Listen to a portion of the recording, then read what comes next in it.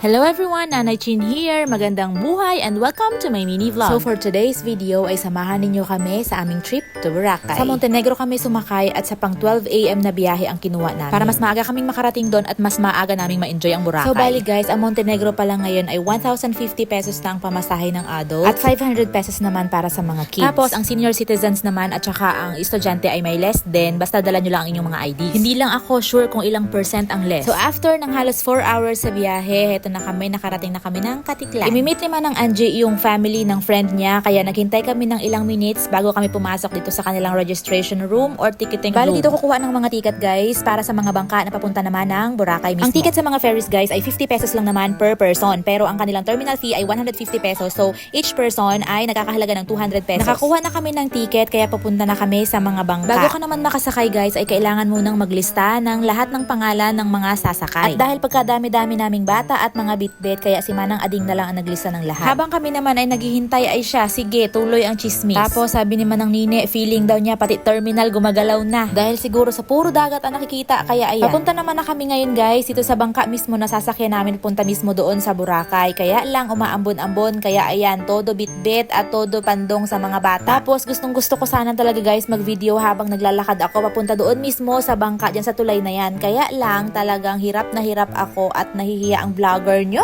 Charot! Pero guys, talaga nahihiya pa talaga ako sa part na yan. Kaya fast forward na tayo. Welcome to Boracay! So ito na nga guys, nasa Boracay na kami and finally, super duper grateful talaga kami kay Manang Angie at kay Brother Philip namin. Bata pa lang ako, talagang lagi ko na nakikita ang Boracay kasi ang papa namin dati sa Nabas nagtatrabaho. So ako ay nag-kinder sa Nabas. Kaya tuwing bakasyon, Mindoro kami. So balik na tayo dito guys. Bali La Carmela Hotel kami, kaya sasakay pa kami ng isang sasakyan na punta doon sa hotel. Bali may mga e-trike din dito guys, pero takasakay kami sa L3 kasi medyo madami kami. Hindi ko kayo mabibigyan ng presyo guys kasi hindi ako ang nagbayad. Pagdating sa hotel ay hindi na talaga napigilan ang batang makulit. Nakarating ng Boracay, nakadiaper lang at yung baboy na sando ang suot. O diba? Tapos mayabang pa. Maaga kaming nakarating guys dito sa hotel kaya kami ay na-stock dito sa kanilang reception. Bali ang check-in namin guys ay 11 AM. At buti lang talaga may mga available room ng medyo maaga. Kaya medyo maaga din namin naipahinga ang aming mga sarili. Tapos guys, 10 AM pa lang ginutom na kami kaya pautay-utay na ang aming pag-lunch. Bali guys, dito mismo sa hotel ay may mga available na buffet lunch. 295 pesos yun at pasawa ka kung ano ang gusto mong kainin sa lahat ng mga nakalatag sa table. Tapos kung dito ka naman mismo sa La Carmela Hotel naka-check-in ay less 100 pesos pa yun guys. O diba, bongga? Bali yun ay 11:30 to 2 PM. Pasawa ka guys ng kain mula 11:30 to 2 PM. Hanggat kaya ng tiyan, go! At fast forward na ulit tayo guys. Habang tulog si Z at si Tatay ay niyaya ko itong dalawa sa baba. Pero sabi ko sa kanila no swimming muna. Maglaro lang muna sa buhangin kasi kinabukasan pa talaga kami nakaset para mag-swimming. Medyo makulimlim din kasi ng time na yan kaya sabi ko malamig ang panahon, wag munang maligo. Tapos ewan ko kung anong nangyari kay Anday at talaga nanghihingi ng tinapay. Buti na lang at may malapit na bakery dito. Ito ang Pan de Boracay at super lapit lang dito sa La Carmela Hotel. Para siyang 7-Eleven kasi ikaw mismo ang kukuha ng mga pagkain gusto mo. At talaga namang enjoy na enjoy ang Inday.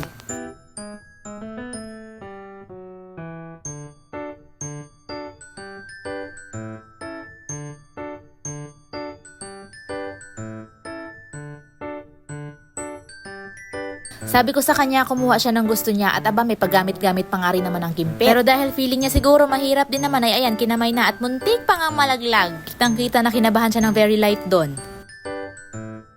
At dahil dinner time na ay naghanap na kami ng makakainan namin. Hindi na muna kami sa hotel kumain para daw ma-experience namin yung ibang resto naman dito. Buti na nga lang at dito kami kumain kasi may pa-fire dance.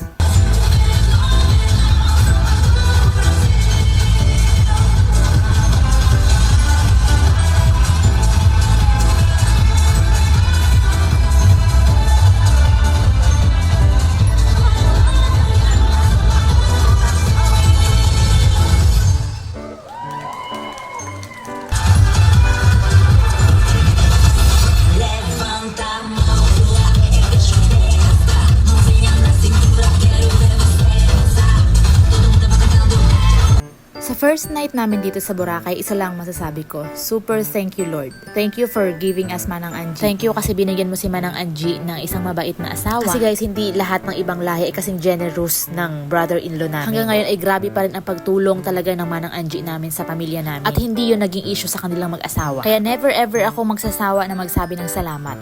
Guys, sorry at sumegway tayo ng konti doon. Ayoko na munang dagdagan ng pagsisenti ko kaya tatapusin ko na muna tong mini vlog ko. Ayun na muna mga mare for today. Thank you for watching. Good night!